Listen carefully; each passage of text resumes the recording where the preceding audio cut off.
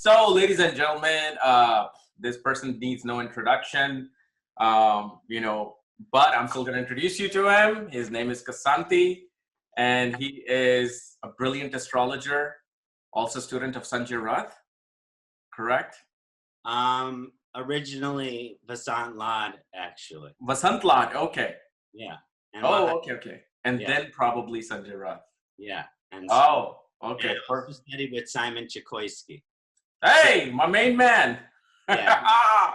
He was a close teacher of mine. Oh, man. So, I remember last year, the last day of the Vedic Astrology Conference in Sedona, at literally around midnight to 1 a.m.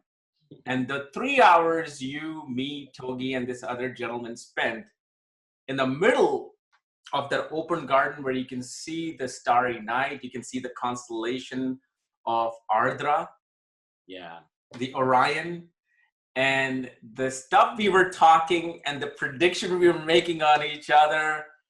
That was, I could say, that was probably the highlight and the best time that I had there. That particular one moment that just happened out of nowhere. You were walking, I was sitting with Togi having a cigar, and then the other gentleman came, and I gotta tell you, that was like amazing time with you there. It was an amazing time for me, and I actually moved into a house with four small pillars on the front. The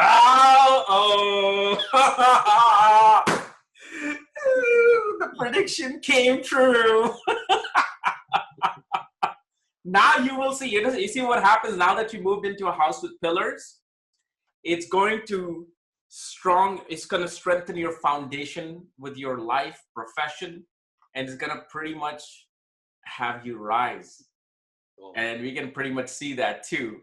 So today you are pretty much bringing the same stuff we were talking that night, but today I really want to hear more details about, how you're going to show us about the Nakshatra Devtas and, how they're impacting our lives. And I'm sorry, I'm the only one who has this hair on my side. If, you were here in person, we would both be puffing on it. So take it on, man. Thank you, Kapiel Ji. And, I appreciate our friendship and the time we had together in Sedona. And I'm looking forward to this collaboration together. Wonderful time, man. When we talk about nakshatras, we love them, and we know that they have such an influence over our chart and our karma. But the question, the deeper question or philosophical question arises is, well, where does that influence come from? Where is that influence primarily coming from? And in some of the research I've been doing, the primary influence come from the Nakshatra Devta. And the Nakshatra Devta of each nakshatra has specific lessons because, these gods have this supreme wisdom. Mm-hmm. And that us as human incarnations, we can strive for it, but we don't have that supreme wisdom. Right. But through their lessons and through the karmic experiences that we have through them, they're trying to teach us these lessons. They're trying to push the lessons that they've learned through their experiences. Right. We can go back to the mythology and scripture to look at that and see how those lessons are kind of incorporating themselves in their lives. So I have a few examples I'd like to discuss. Perfect. I think everyone is interested in Bharani Nakshatra. So let's just start with Bharani Nakshatra because the presiding deity over that is Lord Yama. So whenever Lord Yama is having this influence, and we also know the connection of Yoni and Venus, which is associated with Bharani Nakshatra, there's a lot of energies coming together. So what is the lesson of Bharani Nakshatra? What is the ultimate karma of Bharani Nakshatra? Well, I went back to the origin story of Lord Yama, and it is a quite beautiful and fascinating story. As we know, the sun and his original wife, the power of the sun was too strong for her. So she developed Chaya, the shadow version of herself, right, in order to take her place. And but Lord Yama was the child of the sun and his original wife. Sanjana. So Sanjana. So Chaya was the stepmother. And Chaya was said to be preferential to her children over Lord Yama and Lord Yama's sister. And so over time, the child version of Lord Yama got frustrated that Chaya always gave preference to the other children. So one day, Lord Yama was so frustrated and so irritable with the energy of his always being less priority than his siblings, he raised his foot to kick his mother. And when he raised his foot to kick his mother, he did not actually kick her, but he did raise his foot to kick her. And this actually caused a deep karmic curse to Lord Yama, because Chaya was a powerful devata herself. And so she then cursed Yama that all of these worms and all of this death would take form through his body. And it is also said at this time that Lord Yama had a moksha, or an awakening, because of this curse, because he became so closely connected to death. He began to understand death. He began to understand karma. He began to understand reincarnation. It is also said during this time that he did penance to Lord Shiva, which also developed him a deeper relationship with Lord Shiva. So this energy of Lord Yama kicking his mother, or the thought of kicking his stepmother, is deeply rooted within the karmic lesson of anyone who has a strong Bharani position. See, because a lot of time we think it's our actions that carry great consequences. But when you go back to the story of Lord Yama and Chaya, it wasn't actually the action that caused the consequence towards Lord Yama, but it was the thought. The intention. The intention. And there's a strong Venus Yoni influence to Bharani Nakshatras too. And there can be a lot of desire. There can be a lot of temptation. There can be a lot of temptations and desires on this physical world. And that's why it's sometimes called the star of restraint.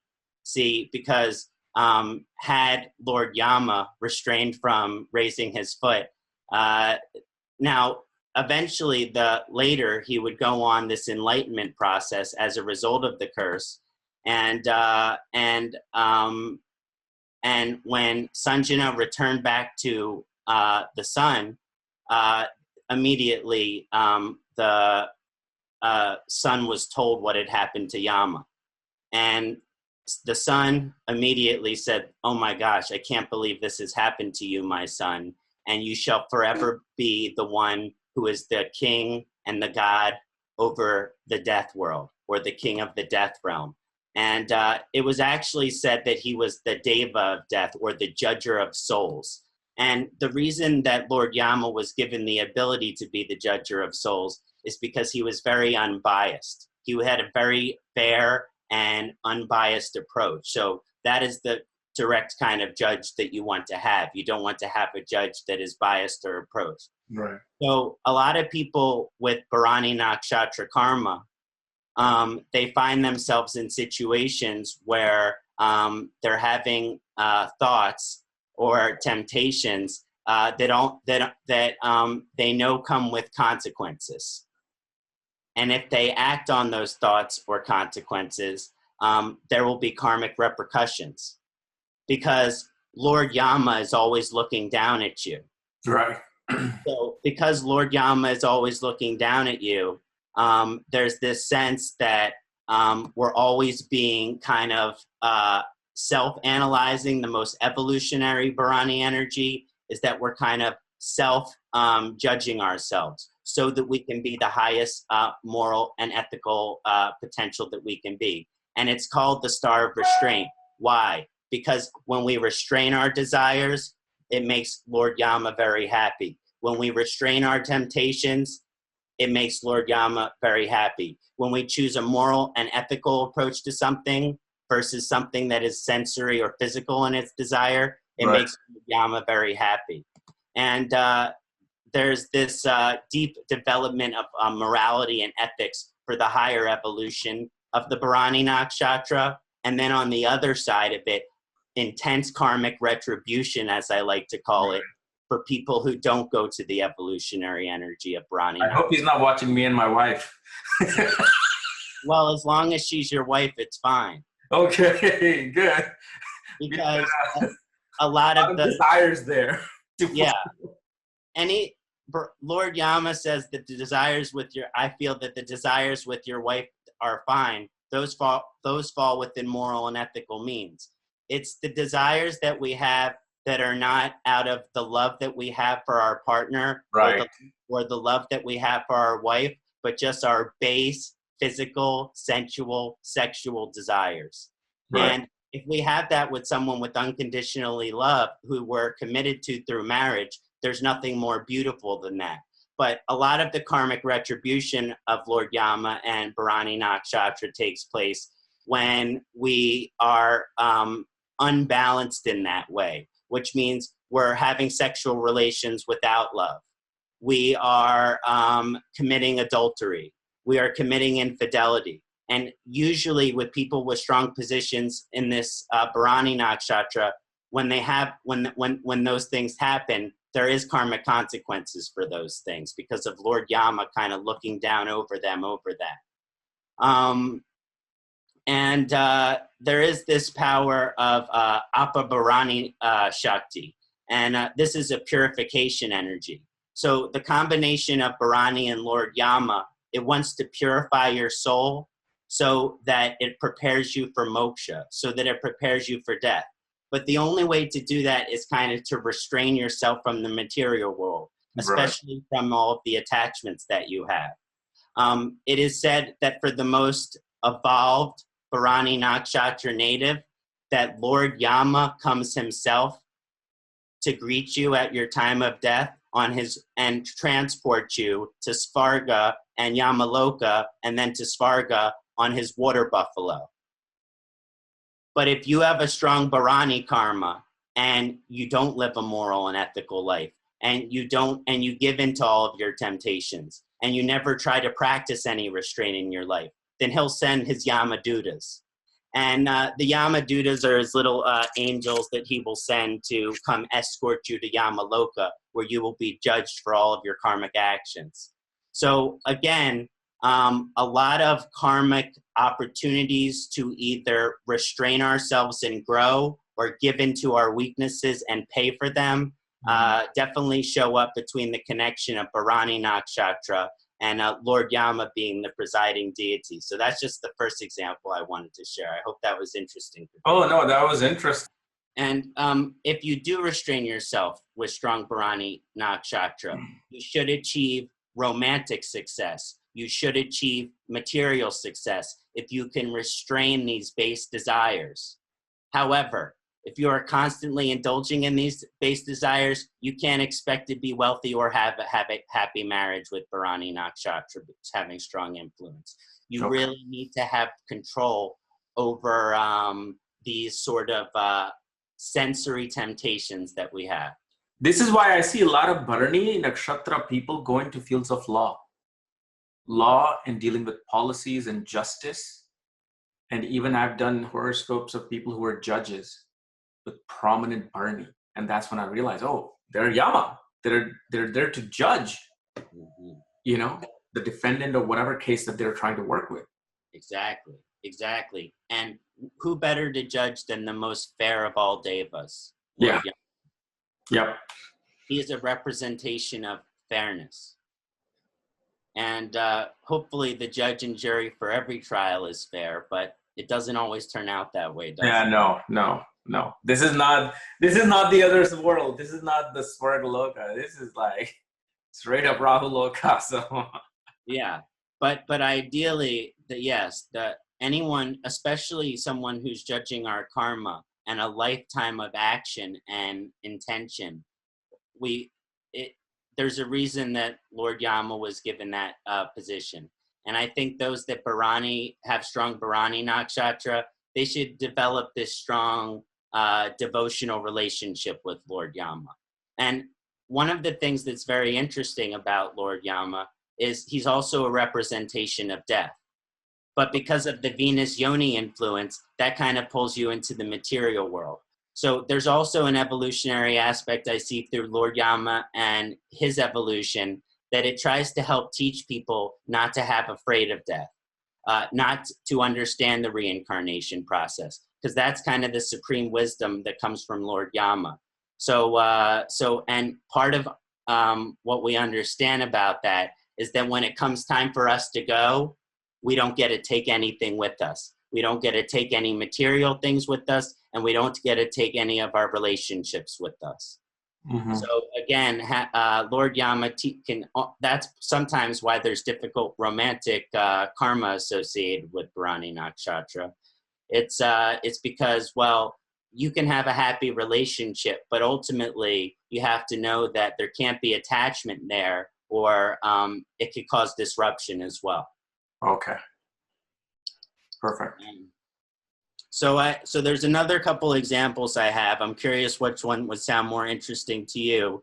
Okay. Ashwini and the Ashwini twins, or Kritika and Agni Kartikeya? I would love to know about Kartikeya. Okay. Yeah. This is one of my favorites to understand from a Nakshatra Devta perspective. So Lord Kritika is ruled by, it's kind of co-ruled. It's co-ruled by Lord Agni and also Lord Kartikeya. And they have a very close relationship as well. But again, to understand the karma of Kritika, we have to go back to the origin story of Kartikeya. And there was this great demon, Tarakasura. And Tarakasura was the fiercest of demons. He had so much power that he had power in Svarga over the gods. And so there was this great demon, and he was consuming and destroying everything that he could see. Mm-hmm. And he had a big ego, obviously, as most demons need to do. And he said to the gods, the only one that shall ever defeat me shall be the son of Lord Shiva.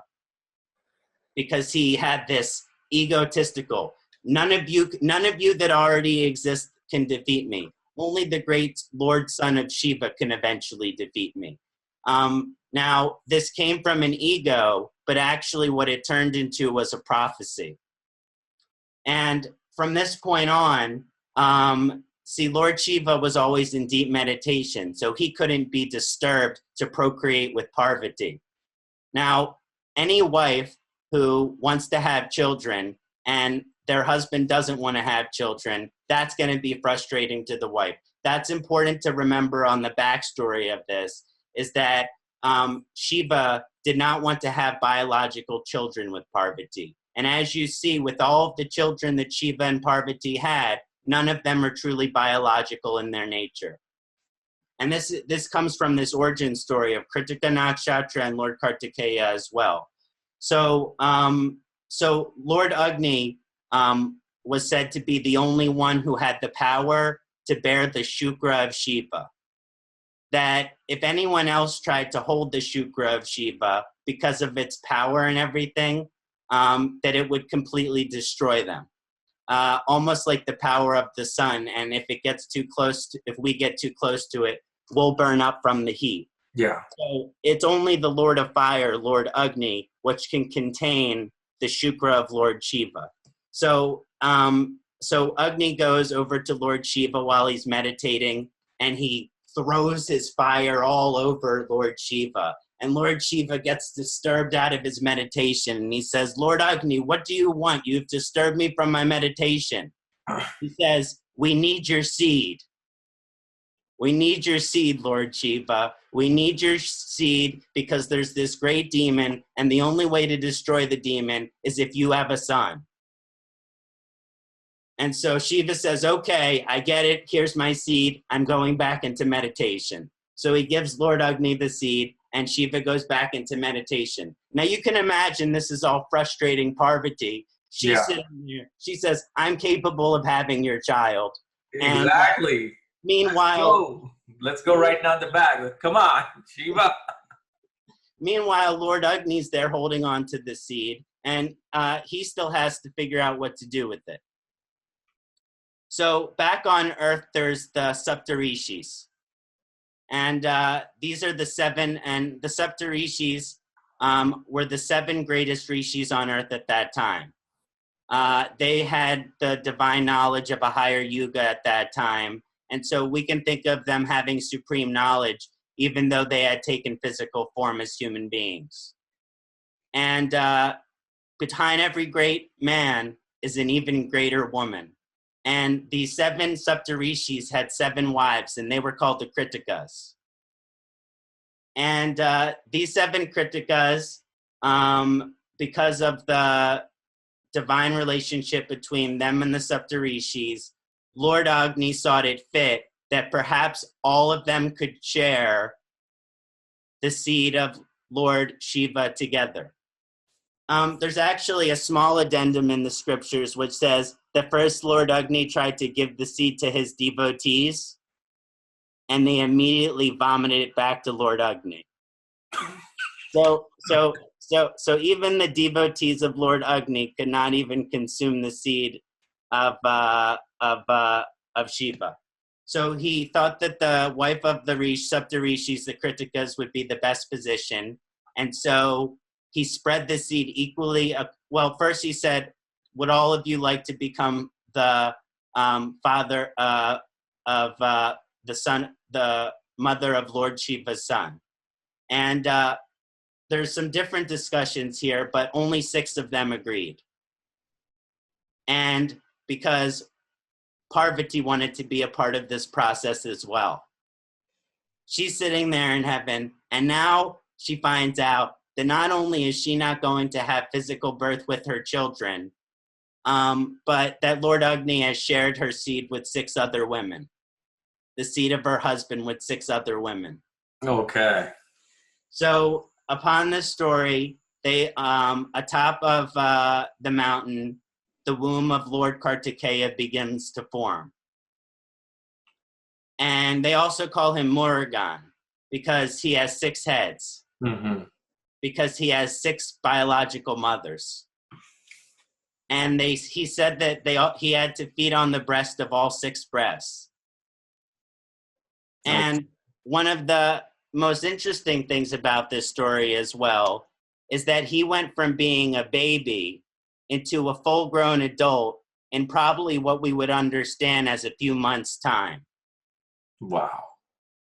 So we can't imagine how quick that growth is, but because he had a prophecy behind him, and that prophecy was being carried out by the Devas, that it was all accelerated before the demon could destroy everything.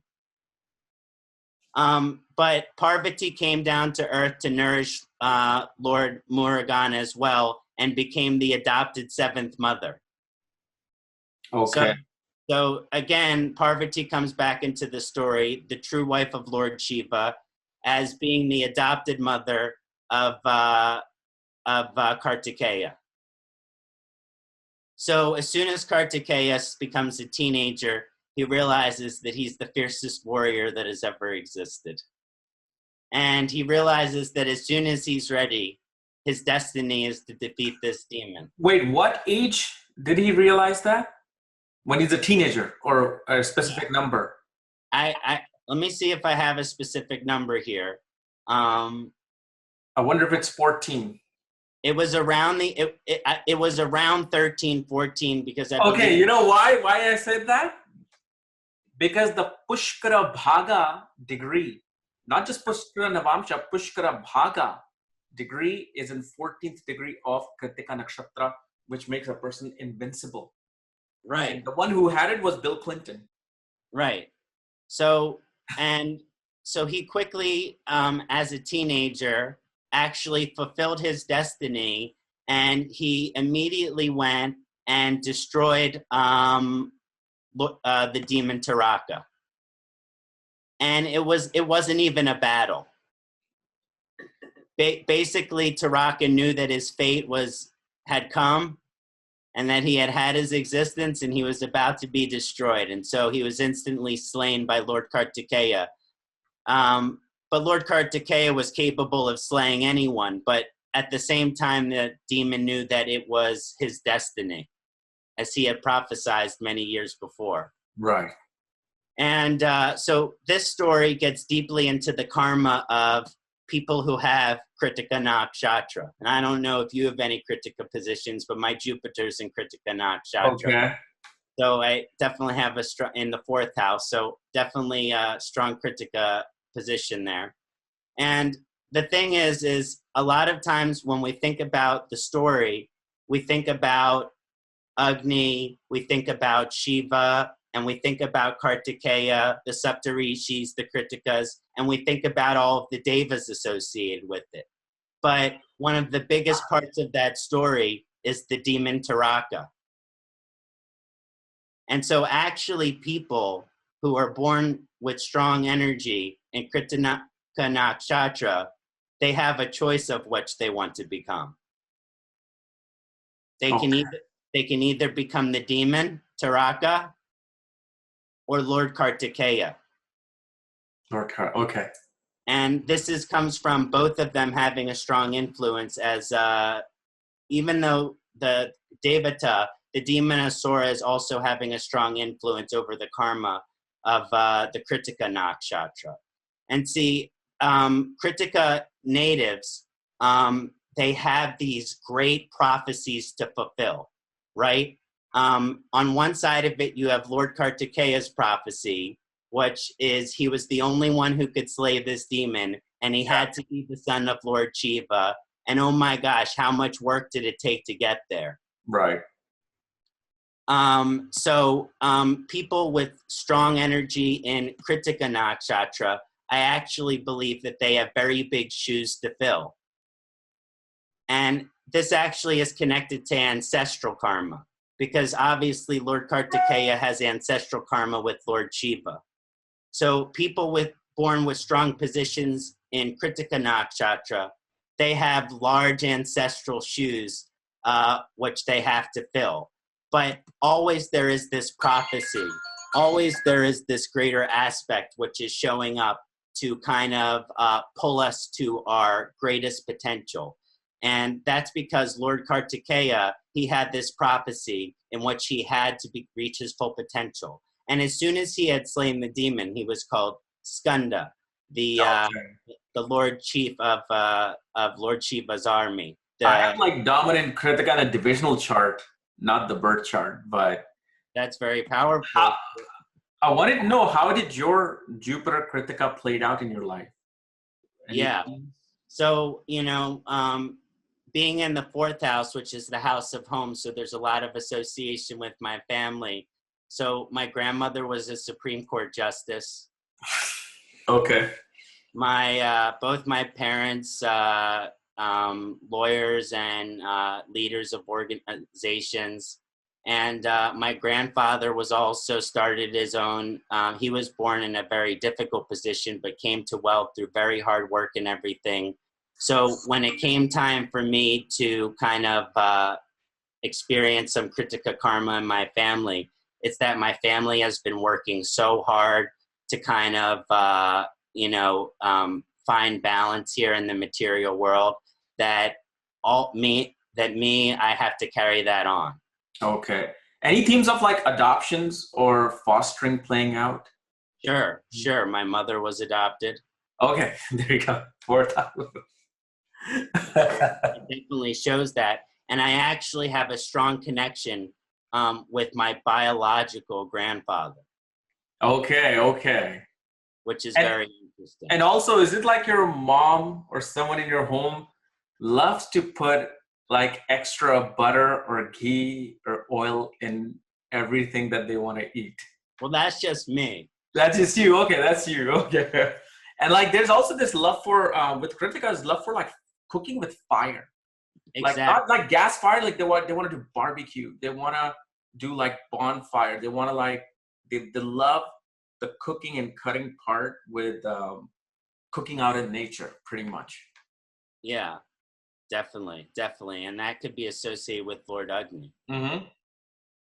The one interesting thing that I thought was an interesting karmic connection is the 6 heads of Kritika, Lord Murugan, and how Kritika is said to be indicated for Kama Bhava. So it's supposed to help us, fulfill all of our dreams.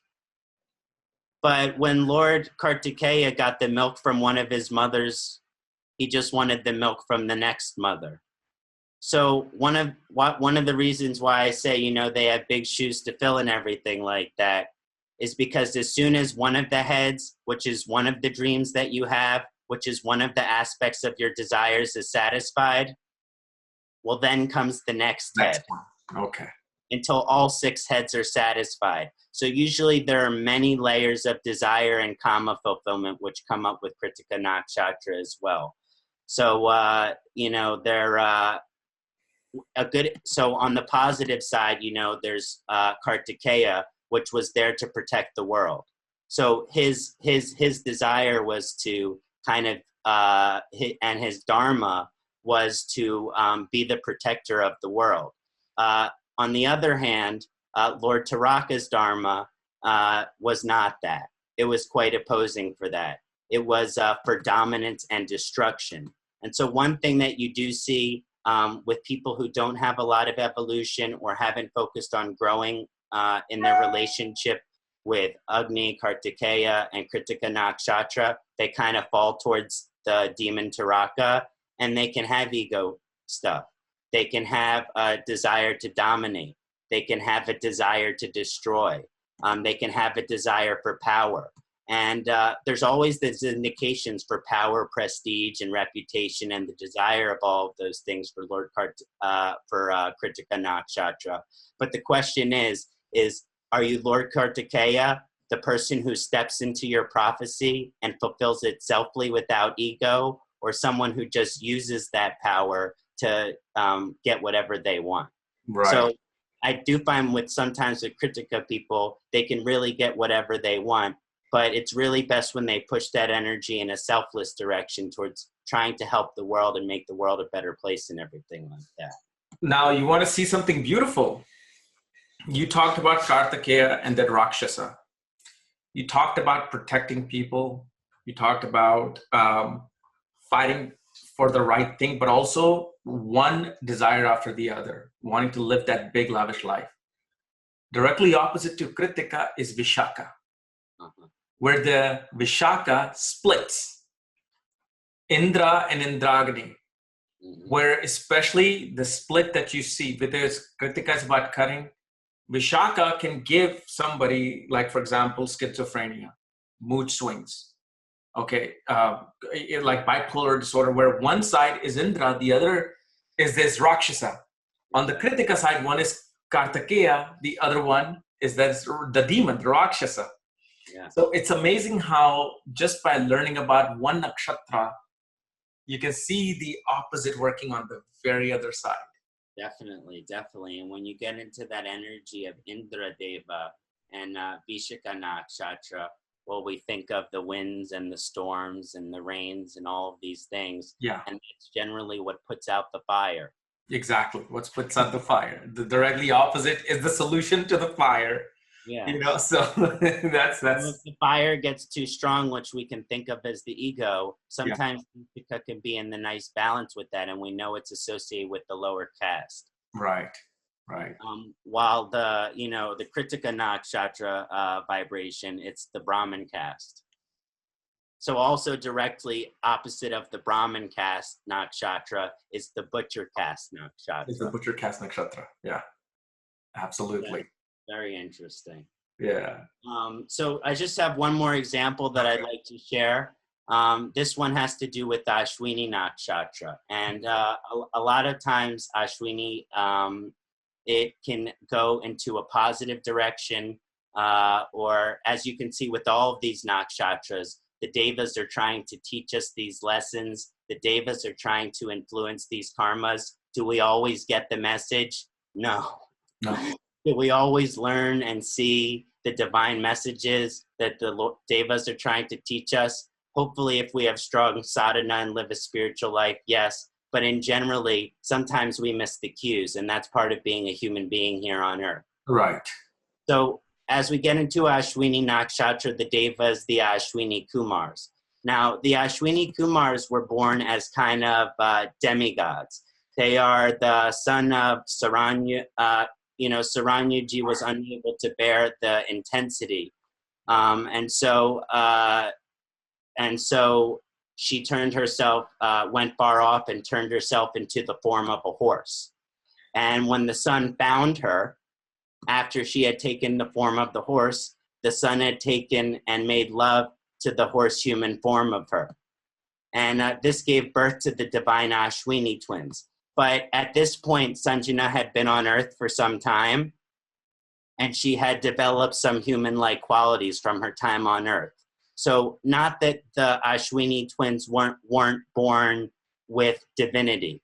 They were born with divinity, but they weren't born as Mahadevas. They weren't born as Ishtadevas. They were born as what we might call in the common language as the demigod.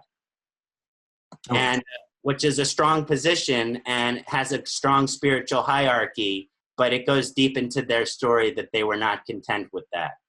As you go deeper into the story, the Ashwini twins, once they realized that they were demigods, they were obsessed with finding the Soma, or the Amritam, because that was the only way they could go from becoming demigods to Ishtadevas, celestial or supreme gods. In other words, they saw that they were halfway there, and they saw that, having a close relationship with the gods, hey, they're drinking the Soma there. Well, why can't I have a little bit of that? Mm-hmm. Let me just have a sip. But none of the Devas would let Ashwini have a sip. And actually, it was Lord Indra who was very serious about the Ashwini twins not becoming Devas. The Ashwini, Indra said, we cannot allow the Ashwini twins to become Devas because they are too human-like, and they have too much human-like desires, and they have too much human-like actions. And as we know, Lord Indra can be a little fierce, so he had an intense energy about this, and he said that anyone who is going to help the Ashwini twins become drinking the Soma, I will kill them immediately. So he set a death sentence out, like a mafia death sentence out, on anyone who is going to help the Ashwini twins become enlightened through the drinking of the Soma. But there was this great sage named Chaivana, and Chaivana's wife, Sukanya, said that if the Ashwini twins, who had this great power of healing, could heal their sick husband, that she would help them get the Soma. Okay.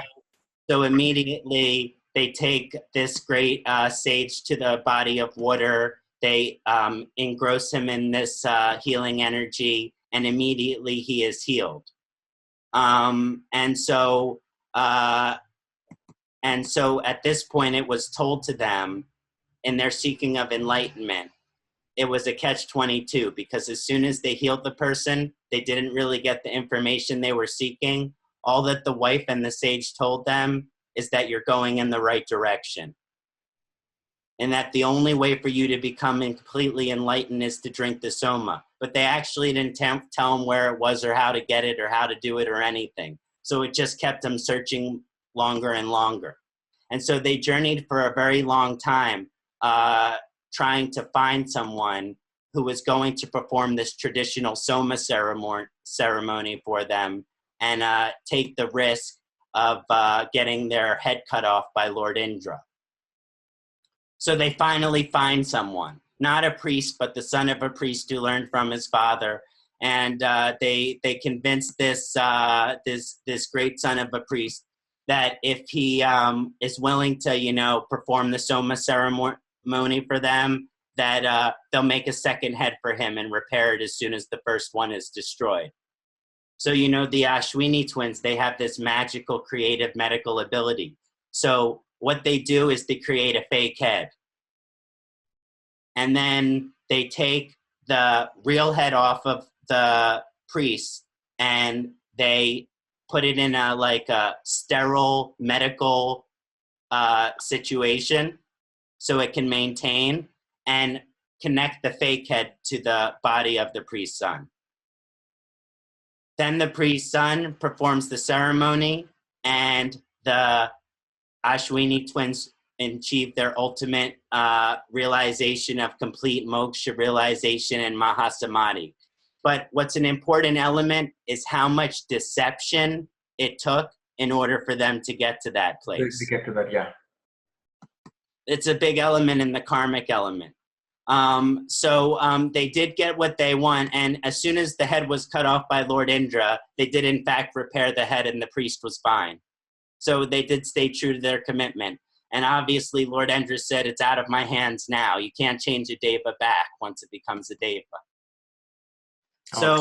So this energy of them kind of not the gods not originally wanting them to become the greatest realization of devas, but then they were not satisfied until they at all costs that they drank the soma.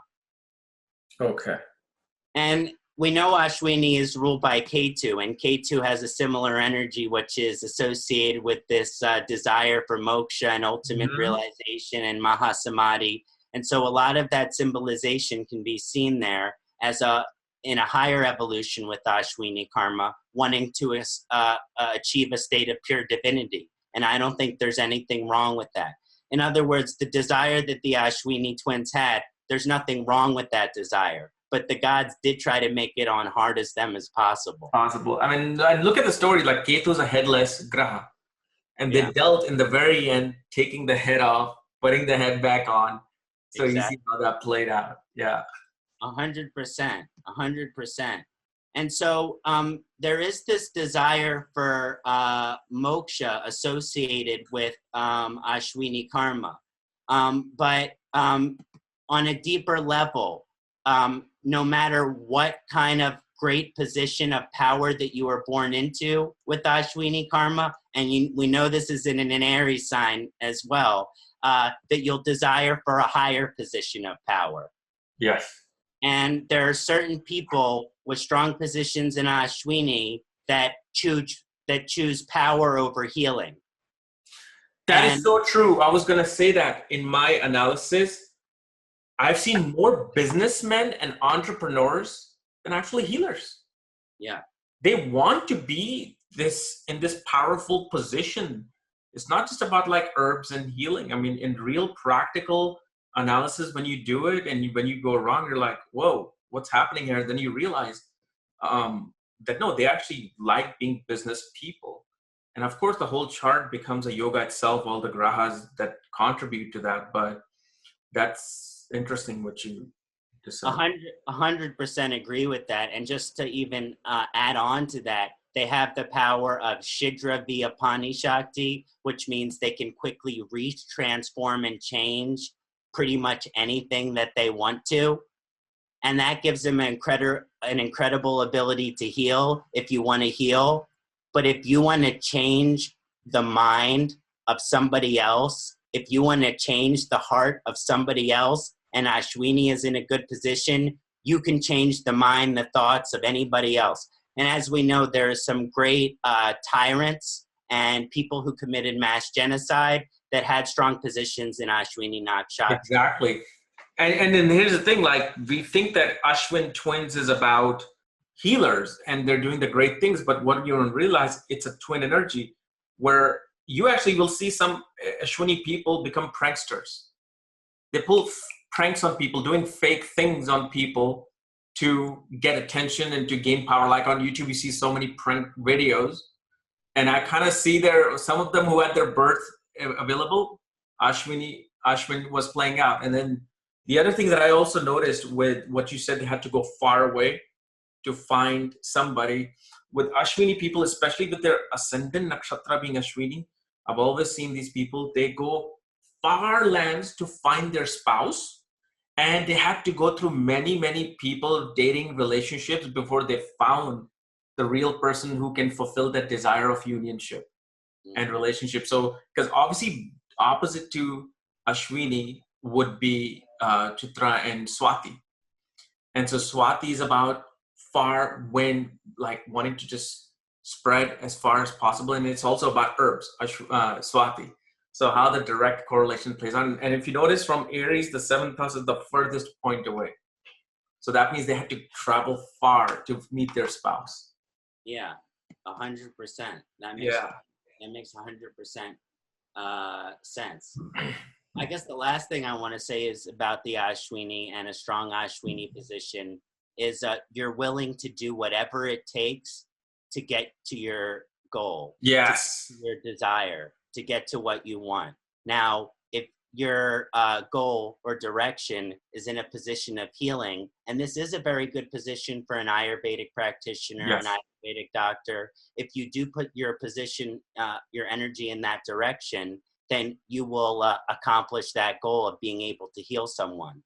I've even heard of people with strong Ashwini people being able to take someone who has said in Western medicine, oh, you have 6 months to live. Yeah. And then they work with a strong practitioner with a good position in Ashwini, and they live 10, 20 more years. Vasant Lad. I mean, I hear his lectures and I see some of the things that he helped his client with, which was like impossible through Western medicine to accomplish that certain goal. Like one of the women couldn't get pregnant at all. The doctor said, nope, you're not going to get pregnant. There's no way you can get it. And I believe Vasant Lad told her to go to a certain tree, take the sap of the tree and make the oil of it, and kind of like take the oil within on a certain day of the nakshatra, and she gave birth. She couldn't believe it. And from that point onwards, I think that same lady started studying under her. I don't know exactly that how it happened. I saw his video last year, but I know he's the Ashwin, miracle worker there.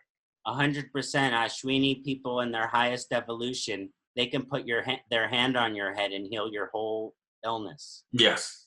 And here's the thing. I was like, this was a while back, 3-4 months ago, actually 5 months ago, where I was telling somebody doing the nakshatra reading for them that, you have this healing ability, even though you're an accountant, you are able to heal a person. And that's all I said. And I moved on. But then they replied back. They said, I've noticed that whenever my children are sick, and even if I just cook for them with my hands or touch them, they somehow feel better. I know it's the mother's touch and all that, but she said, my husband himself, when he's sick, he always asks me to just touch his forehead, just cook for something for him and feed, and they feel healed. And here's an accountant who has this ability that they don't even realize.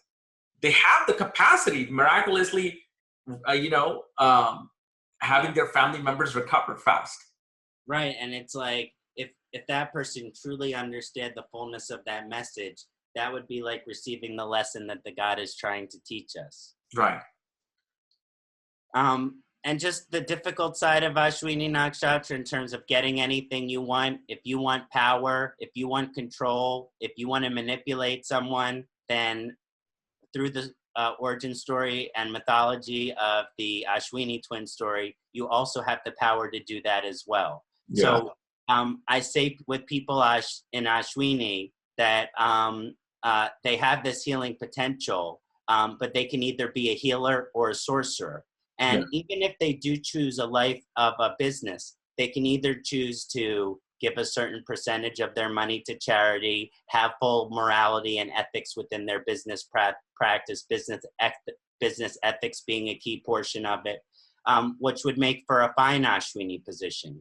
But it's just the darkest side of Ashwini is this desire to kind of have power and control and influence the mind of others, which is kind of like a sorcery vibration, like a dark magic vibration of, I have this power of healing, but let me use it for selfish reasons. Right. And then this is why you see great CEOs and people who come into a bad company and suddenly they turn the company around.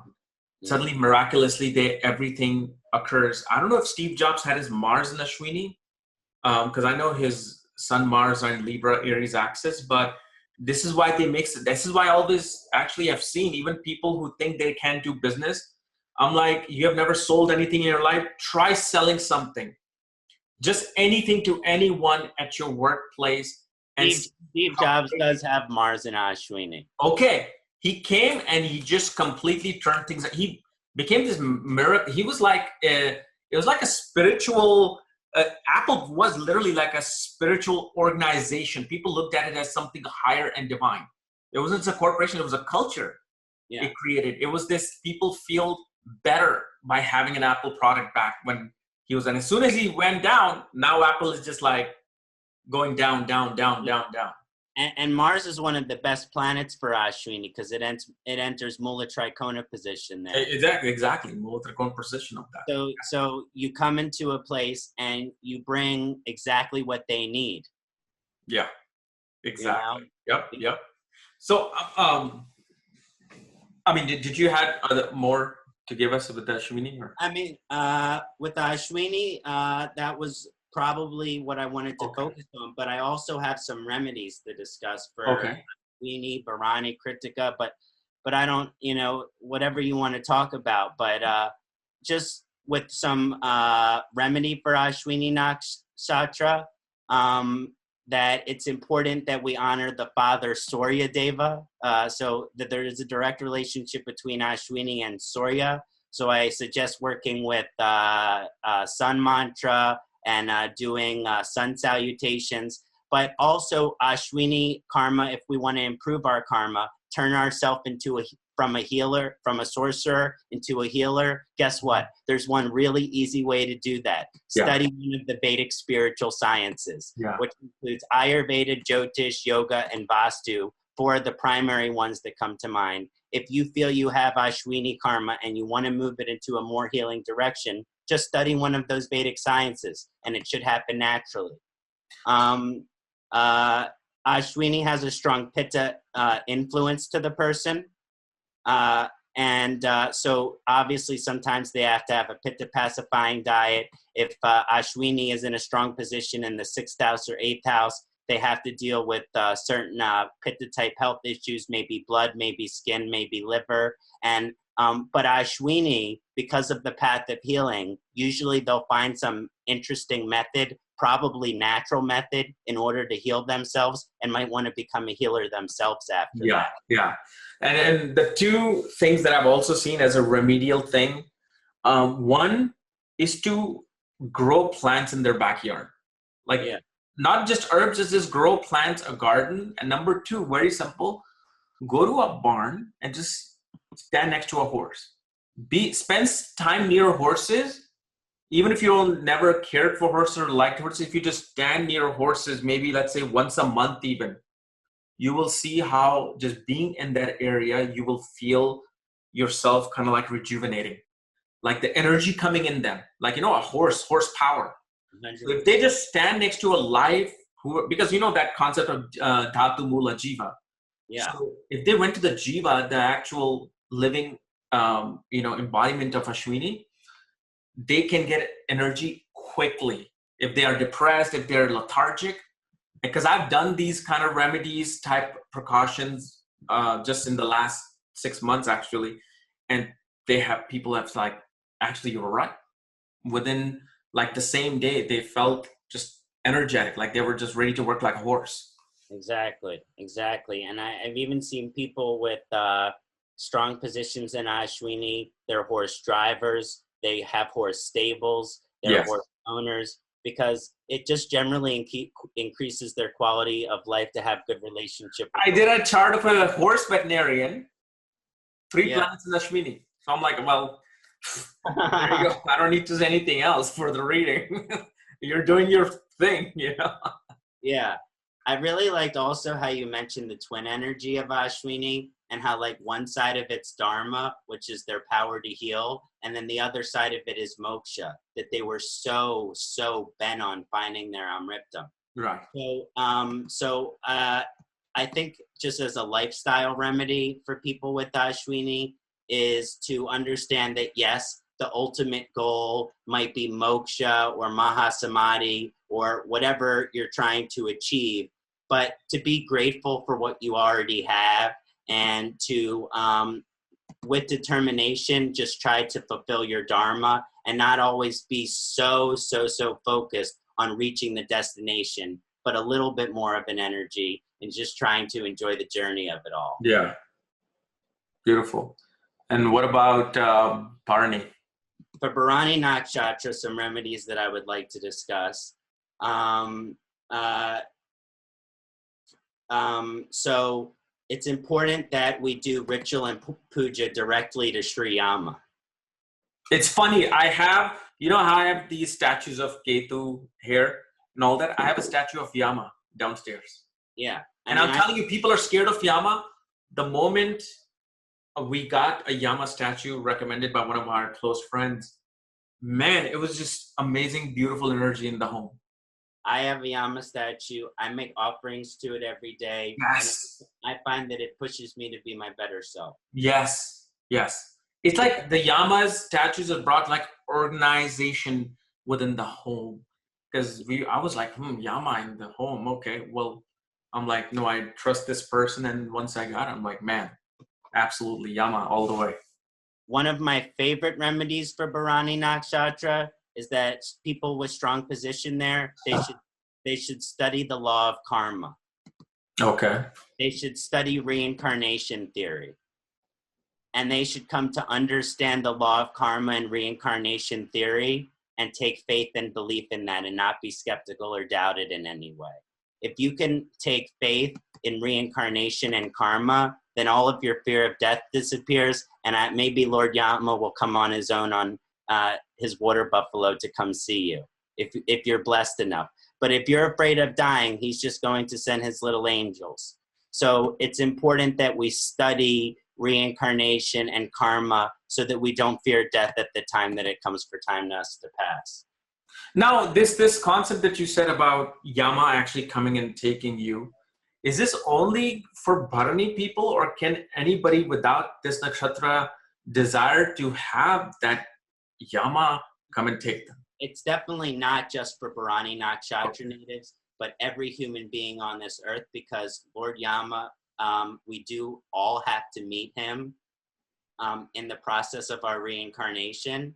And it says in the ancient scriptures, if we live our life completely morally and ethically and commit no immoral or unethical deeds, which we leave unresolved, then Lord Yama comes. So me having the humidor is fine, right? Yeah, basically. Humidors?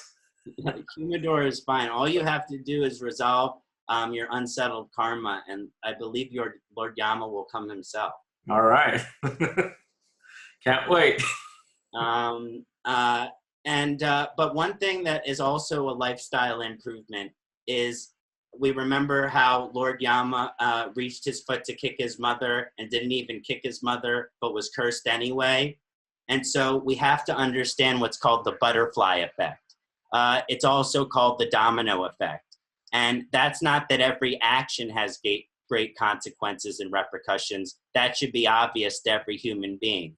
But what's not so obvious is that every thought also has a butterfly effect. Every intention also has a butterfly effect. Also, every motivation also has a butterfly effect. So we have to understand karma and the butterfly effect of our thoughts. And that means if we're having a negative thought, especially something that is immoral and unethical, we should be doing whatever it takes to remove that thought from our minds through more sattvic type practices. Okay.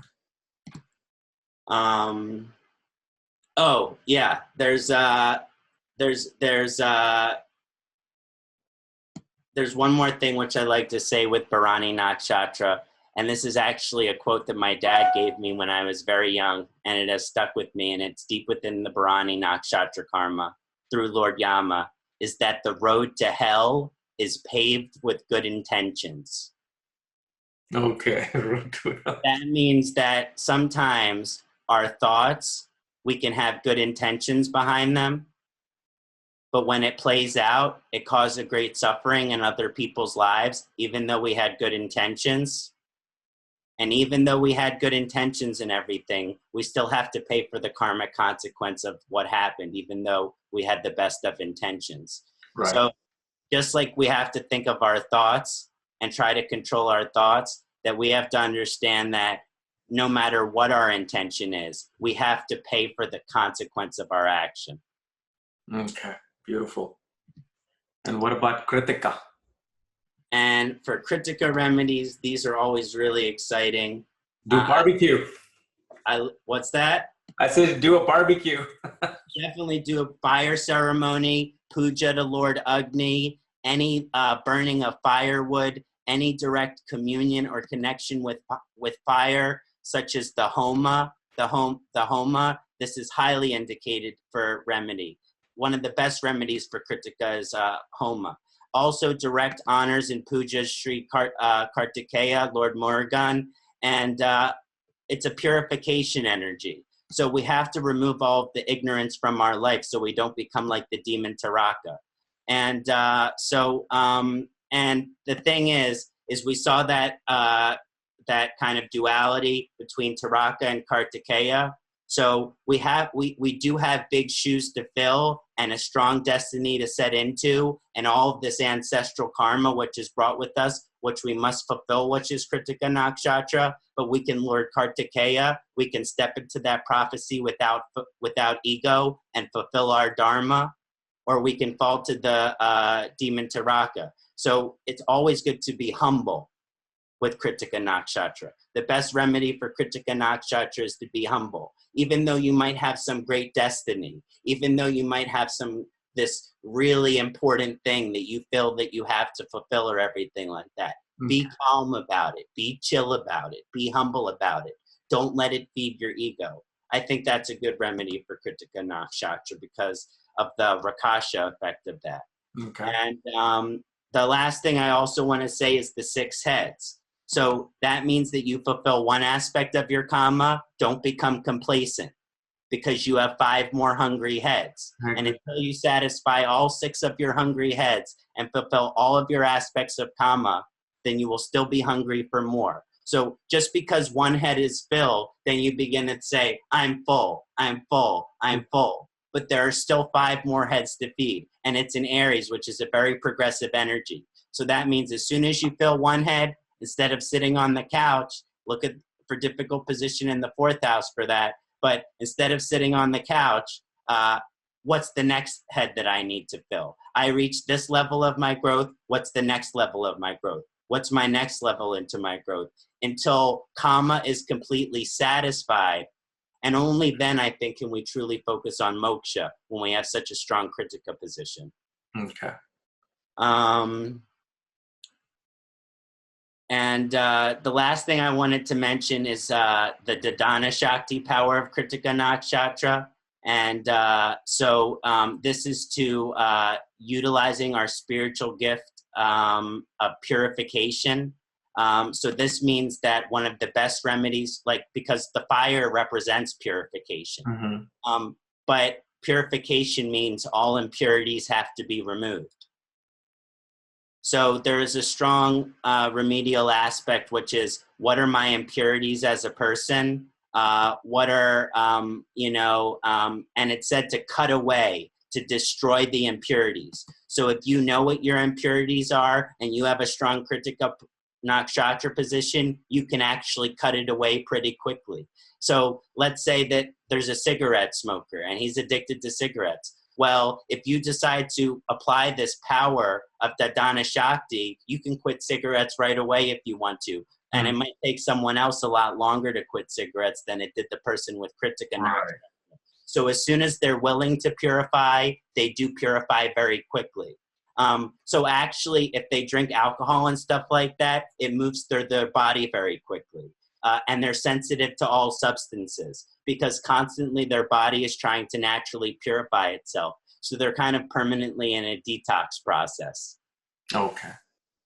So it's good for them to just have that in mind and think, okay, how can I detox myself even more? How can I purify myself even more? Okay. So okay.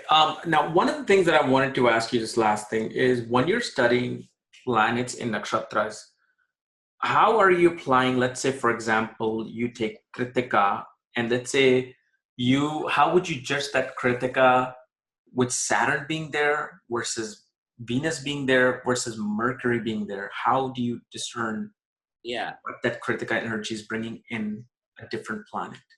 So I have a little bit to share on that. So what were the 3 planets that you wanted to focus on? Saturn, Mars, Mercury. Oh, I'm sorry, Saturn, let's say Saturn, Venus, Mercury. Saturn, Venus, Mercury. So Mercury. Saturn, so I believe that Saturn can have a mixed and difficult karmic effect in Kritika Nakshatra. And as we know, on the Aries side of Kritika Nakshatra, that Saturn goes through a debilitation position. Right. So it does better on the Taurus side of the zodiac than it does on the Ashwini side. I mean, on the Aries side of the zodiac. I believe so. So again, first I break it down. Is it on the Aries side or is it on the Taurus side? Because on the Aries side, it seems to be more difficult. Okay.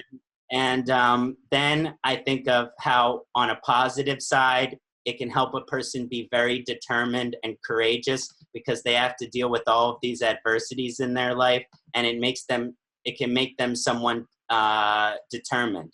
So that means if they fall back off the horse, they'll get back on the horse again.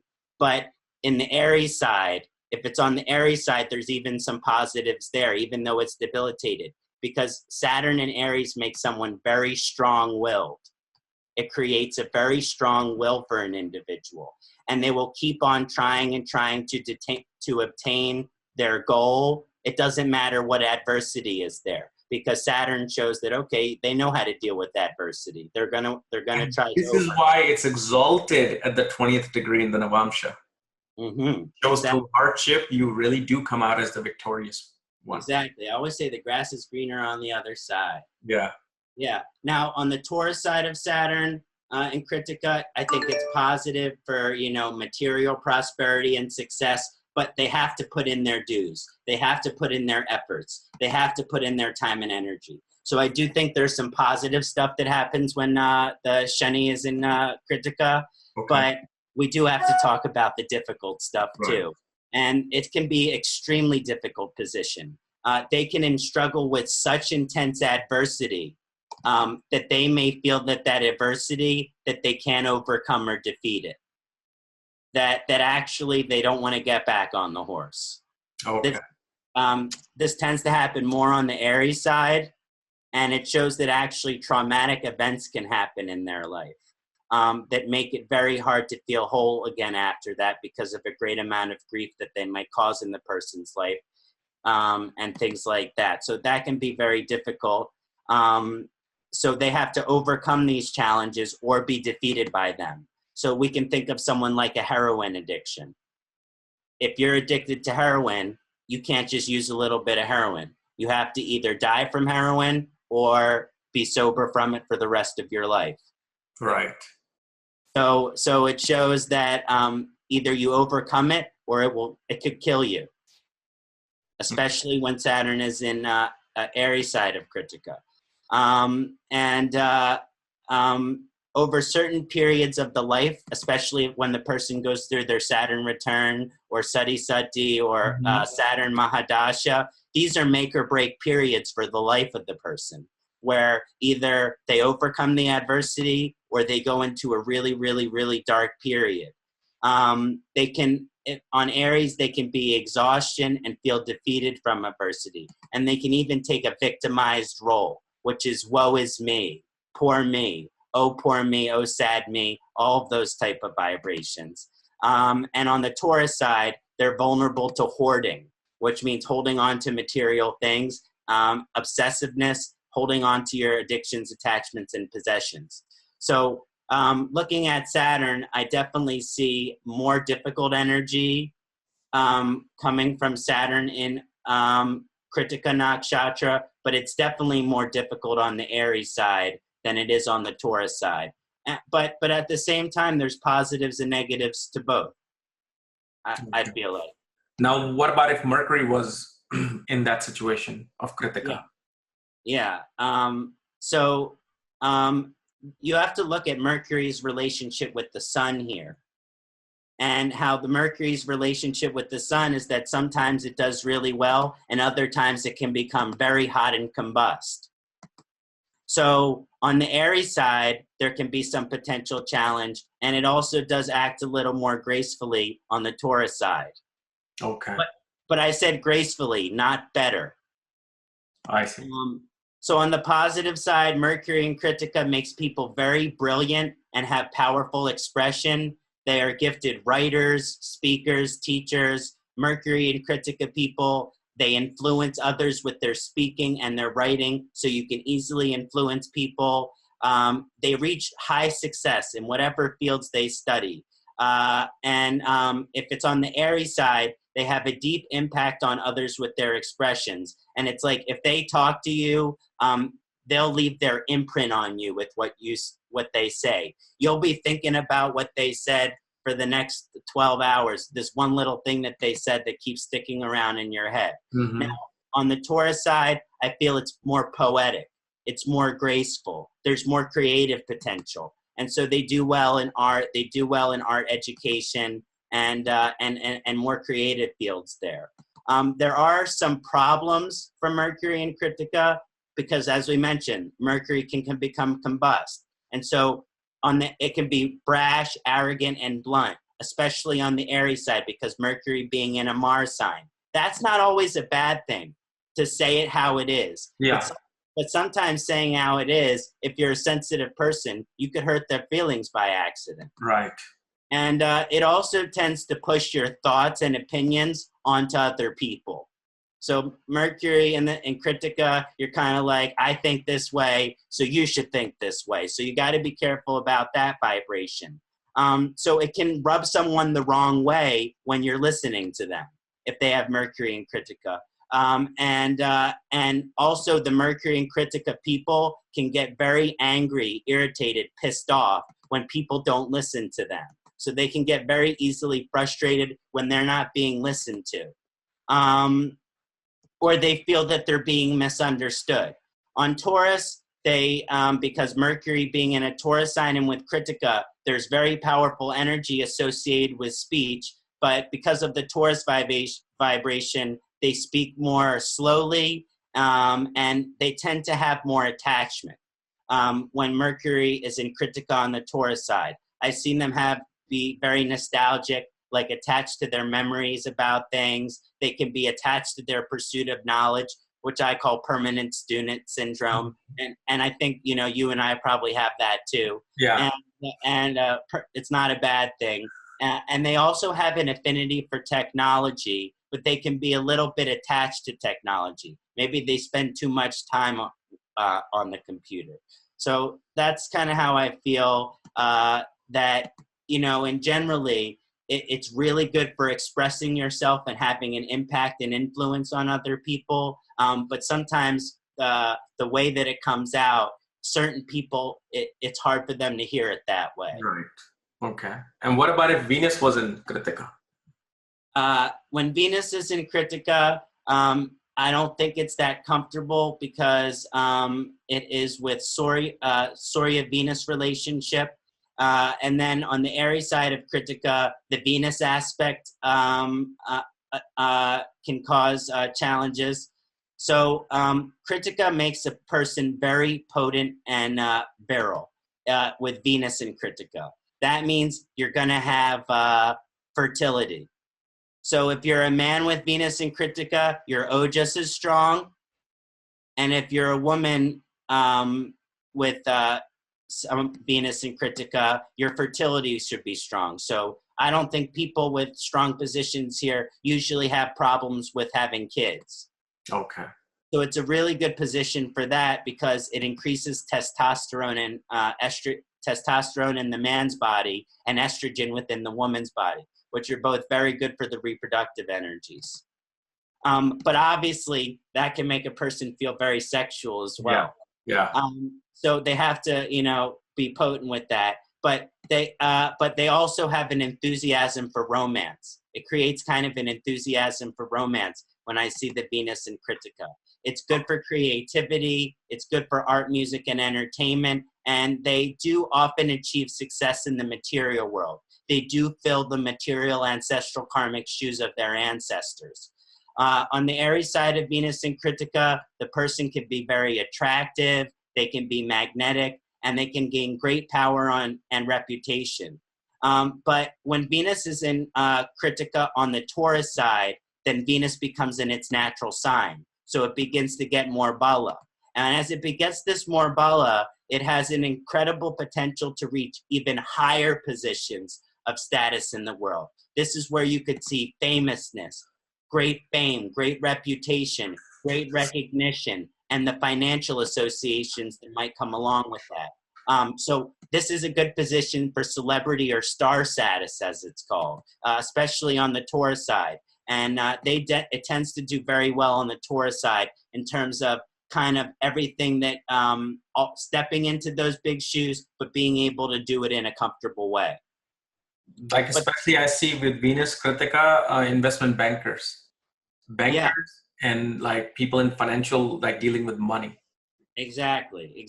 And that's the only, and most likely probably too, their parents and their grandparents had similar energy of trying to achieve material success in this world, whether they came from poverty or not. Okay. You know, so they're just kind of carrying on that ancestral karma too. Right. And some difficulties that mentioned, we talked about the positive side, but this could create an overly sensual or overly materialistic vibration. That's the dark side of the Venus in Kritika. They are vulnerable to be seduced into overindulgence of all sorts, whether drugs, alcohol, money, cars, whatever it is. These people are tempted in those directions. Especially on the Aries side, they can struggle with those energies. Venus in Kritika is, they do want to fill their wants and needs. So there's a lot of desire associated with it. And it can cause even aggressiveness or abusive behavior, I've noticed, when it's on the Aries side. So if you have Venus and Kritika on the Aries side, you can actually have outbursts of anger, outbursts of violence, outbursts of frustration. And hopefully that's not happening against your lover, but this could even show as a position for abuse. And they also gain, they can really explode. And there's a severe vulnerability, as mentioned, to get lost in hedonism. Hedonism means that your religion becomes pleasure. Okay. And so people with Venus and Kritika, they have to be careful of the Daitya Guru, Asurya Guru vibration here, and that seeing pleasure as the God, seeing pleasure as the aim, seeing pleasure as the ultimate destination. They can overemphasize pleasure, they can overemphasize romance, they can overemphasize sexuality. So they do have those things that are beneficial for them, but they have to keep them under control. Okay. And and also, as mentioned, they can overemphasize the material or financial aspect of life, especially if you see Venus and Kritika and Taurus. So that means that even though they could be, like, as you mentioned, CEO, bank investor, all of these vibrations, well, what are they not paying attention to in order to be able to do that? Maybe they're declining their family. Right. Maybe they're declining their health.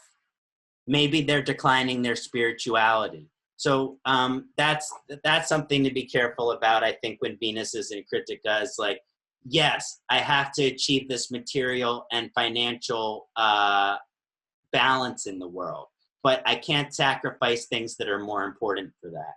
Okay. Perfect. So, wow. Thank you so much. After a long time, I know we finally connected, but this was amazing. Brother.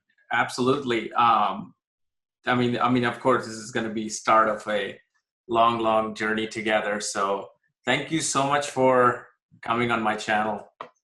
Thank you, Kapiel Ji. It's such a blessing to Absolutely. have you as a friend and a And colleague. hopefully we'll meet maybe this year, next year. Let's again hang out in the starry night again. Yeah, let's just hang out and enjoy some I time. know. That was lovely. That was just lovely. So thank you so much, man. Thank you, Kapiel. Bye-bye. Bye.